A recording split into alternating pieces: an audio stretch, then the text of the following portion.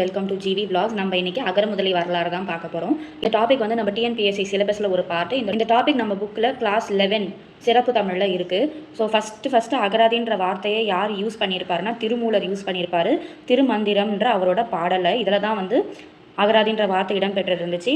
First line பார்த்தீங்கனாலே தெரியும், 5 கலையில் அகராதி தன்னிலை அப்படின்னு சொல்லிட்டு அகராதின்ற வார்த்தையை யூஸ் பண்ணியிருக்காங்க. அகர முதலினா வேறு ஒன்றும் இல்லை, நம்ம இப்போ வந்து டிக்ஷனரின்னு சொல்கிறோம், அதை தமிழில் அகர முதலி அப்படின்னு பயன்படுத்துகிறாங்க. அகர முதலி தோன்றதற்கு ஃபஸ்ட்டு திருப்புமுனையாக இருந்த புத்தகம் எதுனா அகராதி நிகண்டு. தமிழில் முதல்ல வெளிவந்த அகர முதலி எதுனா சதுரகராதி. சதுரகராதி யார் எழுதியிருப்பாருன்னா வீரமாமுனிவர் எழுதியிருப்பாங்க. எந்த ஆண்டில் இது வெளிவந்திருக்கும்னா 1732 வெளிவந்திருக்கும். சதுர்னா என்னென்னா 4 அப்படின்னு பொருள். இந்த நூலில் பெயர், பொருள், தொகை, தொடைன்னு 4 வகையிலையும் பொருள் விளக்கம் கொடுத்துருப்பாங்க. மேலும் வீரமாமுனிவர் வந்து தமிழ்லேருந்து லத்தீன் அகராதி, லத்தீன்லேருந்து தமிழ் அகராதி, தமிழ் ஃப்ரெஞ்சு அகராதி, ஃப்ரெஞ்சு தமிழ் அகராதி, போர்த்துகீசிய லத்தீன் தமிழ் அகராதின்னு ஒரு சிலதை உருவாக்கியிருப்பார். தமிழ் அகராதியை யார் உருவாக்கினாங்கன்னு கேட்டாங்கன்னா லெவி ஸ்பால்டில் உருவாக்கியிருக்காரு. தமிழ் பேரகராதியை இயற்றியவர் வந்து குப்புசாமி. யாழ்ப்பாணம் கதிரை வேலனார் என்ன எழுதியிருப்பாருன்னா தமிழ் சொல்லகராதி எழுதியிருப்பாங்க. இந்த தமிழ் சொல்லகராதிக்கு இன்னொரு பேர் வந்து சங்க அகராதி. ராமநாதன் வந்து முதல்ல படங்களை கூடிய அகராதி எழுதியிருப்பாரு. அது என்னன்னு சொல்றாங்கன்னா 20ஆம் நூற்றாண்டு தமிழ் அகராதின்னு சொல்றாங்க. வின்ஸ்லோன்றவர் தமிழ் ஆங்கில பேரகராதியை தொகுத்து வெளியிட்டிருப்பாரு. 1925 பவானந்தர் என்ன பண்ணியிருப்பாருன்னா தற்கால தமிழ் சொல் அகராதின்னு ஒன்று வெளியிட்டிருப்பாரு. 1937ஆம் ஆண்டு மதுரை தமிழ் பேரகராதி வெளிவந்துச்சு. 1985ஆம் ஆண்டு தமிழ் அகர முதலி தமிழ்நாட்டு பாடநூல் நிறுவனத்தால் வெளியிடப்பட்டது. இதோட ஆசிரியர் யாருன்னு பார்த்தீங்கன்னா மு. சண்முகம்.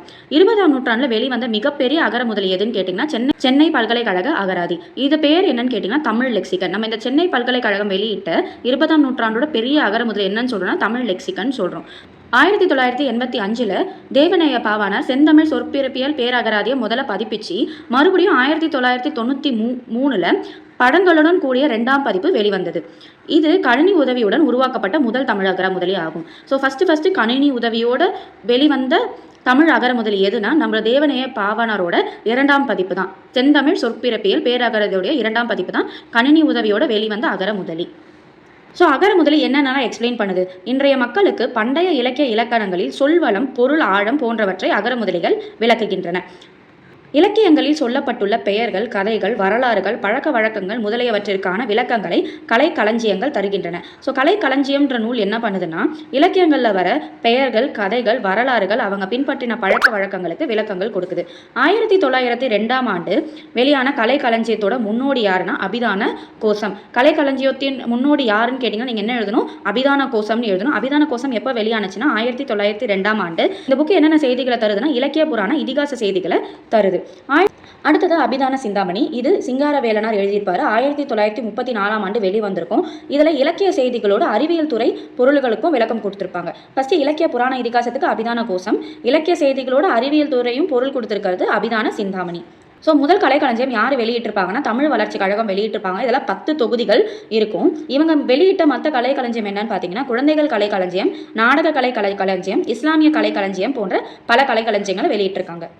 காலம்ல அகராதி அதை உருவாக்கியவர்களோட பெயர் கொடுத்துருக்காங்க. சதுர அகராதி வீரமாமுனிவர், தமிழ் ஆங்கில அகராதி பெர்பிஷியஸ், பட அகராதி ராமநாதன், தமிழ் சொற்பிறப்பியல் ஒப்பியல் அகராதி ஞான பிரகாச அடிகள், திராவிட சொற்பிறப்பியல் அகராதி பரோ எமினோ, பழமொழி அகராதி பெர்சிவல். இந்த டேப்லோ காலம் பார்த்துக்கோங்க. நம்ம இந்த வீடியோவில் முன்னாடி பார்த்ததுல ஒரு சில பெயர்கள் சொல்லியிருக்கேன், அதையும் முக்கியமாக பார்த்துக்கோங்க.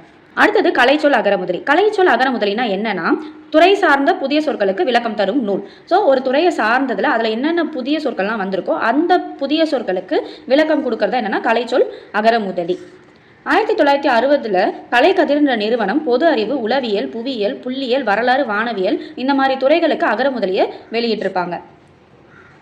மனவை முஸ்தபான்றவர் அறிவியல் கலைச்சொல் களஞ்சியத்தை 1991 வெளியிட்டிருப்பாரு. இதில் அறிவியல் துறைக்கான கலைச்சொற்கள் இருக்கும். அடுத்தது நிகண்டுகள். நிகண்டு என்பது வடச்சொல். இச்சொல்லிற்கு தமிழில் சொற்றொகை, தொகுப்பு அகராதி, தொகை அகராதி, தமிழ்ப அகராதி, தொகுதி, கூட்டம் என பல பொருட்கள் உண்டு. ஸோ அகராதியை மொத்தமாக ஒரு தொகுப்பாக கொடுக்கறது தான் வந்து நிகண்டு.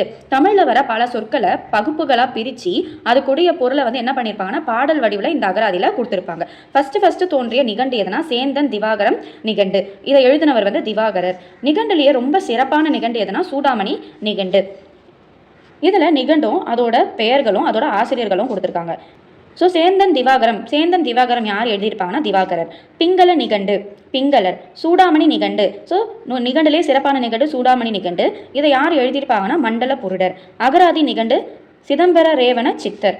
கயாதர நிகண்டு கயாதரர். உரிச்சொல் நிகண்டு காங்கேயர். ஸோ இந்த வீடியோவில் இருக்க எல்லாத்தோடைய பெயர்களும் அதோட ஆசிரியர்களும் படிச்சுக்கோங்க. கண்டிப்பாக உங்களுக்கு இதுலேருந்து 1 மார்க்கோ இல்லை 2 மார்க்கோ வரதுக்கான வாய்ப்புகள் இருக்குது. இந்த வீடியோ உங்களுக்கு யூஸ்ஃபுல்லாக இருக்கும்னு நம்புகிறேன். Thank you so much viewers.